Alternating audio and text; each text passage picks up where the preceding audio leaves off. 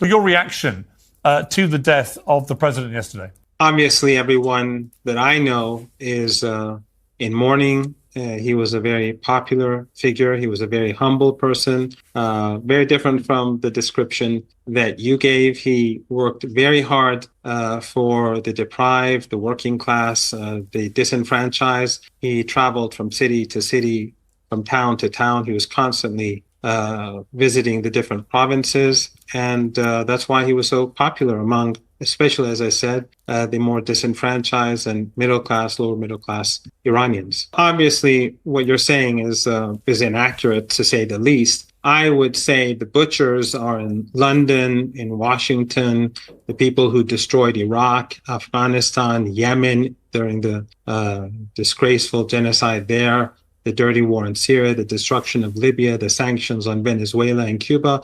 I think that the real monsters are actually much more closer to home. He wasn't executing people. He was in the judiciary at the time, and the people who you're alluding to, and the numbers are far less than what you claim, they're actually, this is something that your government should be ashamed of. These are people who fought against Iran. They fought for Saddam Hussein as foot soldiers. They betrayed the country. They carried out bomb attacks in this country, killing up to 17,000 people, including a president, a prime minister, and a head of judiciary. Bomb explosion near my house when I was a school student. I was getting ready to go to school. It killed 9 to 11 people, including an Armenian family of 4.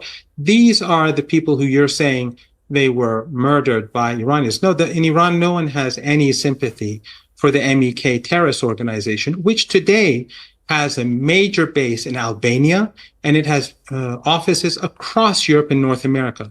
So it is your government that's supporting terrorism. It is your government and your governments that are really the brutal regimes. In Iran, we'll see during the funeral ceremonies how popular President Raisi was. Just like General Soleimani 4 years ago, people like you were saying the same thing about him.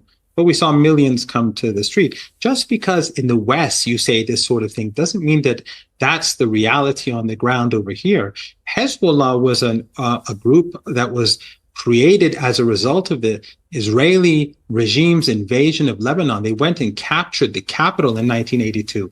Hezbollah was created as a result of this illegitimate and brutal occupation. They expelled brutal apartheid ethno-supremacist regime from Lebanon.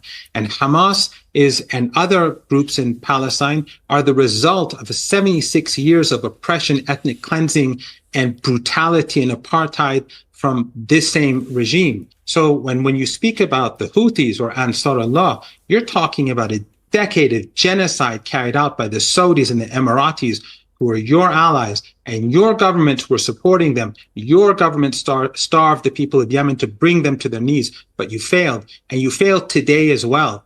So no, you cannot blame the victims. 9/11, we were told that Al-Qaeda carried out the attacks on the Twin Towers. Who was Al-Qaeda? They were working with you in Afghanistan. And then 10 years later in Syria and in Libya, Al-Qaeda was cooperating with you. We have an email from Jake Sullivan, February the 12th, 2012, where he sent to Hillary Clinton, where he said, in Syria, Al-Qaeda is on our side. The dirty war in Syria, the dirty war in Libya is yours. These are your crimes, and you cannot escape from it. So we are the victims, and your ugly empire is guilty as it is guilty in the genocide today in Gaza. In the West, you objectify women, you commodify women, and you sexualize women, and you have Epsteins and many Epsteins who control.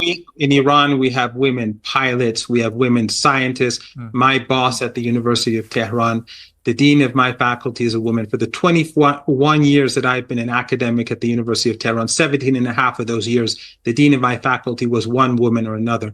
Don't misrepresent Iran. It doesn't work anymore, Piers. Your Western empire is on the decline. The whole of the global South is witnessing the crimes that are being carried out by your regimes. And your declining regimes are now despised by your own people. You're crushing people, students who are protesting genocide. You're not even crushing students who are protesting your own government for something that they're doing at home. You're crushing students for protesting genocide in another country. but you can't tolerate that. And your media is controlled by a group of rich people. They control the narrative, and you call that a democracy. Women should have a freedom to dress within the cultural context of every society. Women and men do not have the freedom to dress any way they like in your country.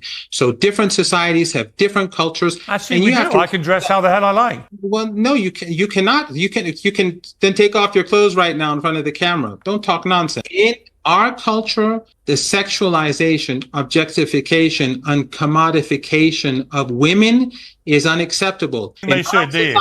Women are pilots. Most of my university students are women. The last person who we hired in my department was a woman. I am an affiliate in another department as well at the University of Tehran. The last two people we hired as academics there are women too. You cannot misrepresent Iran. Because in the West, increasingly, women who have hijab are being sidelined. They're losing their jobs, whether it's in France, whether it's in England, and in other parts of Europe. So don't pretend that this is not the case. But in any case, women in Iran, whether they wear a headscarf or not, most of the university students in Iran are women, and women in Iran know how to deal with their rights much better than you. We don't need you, your government. You have never been to Iran. No. You know nothing about Iran. But I know many people who have. No, you've never been to Iran. And last time you came on this program, you tried to pretend that the regime has the widespread support of Iranian people. It doesn't. It doesn't. Well, in your wild dreams, that's the case. But you're the same person who gives a voice to the genocidal regime of Israel, and you advocate the devil. Okay, well, we're going to have a member of the devil next on the program.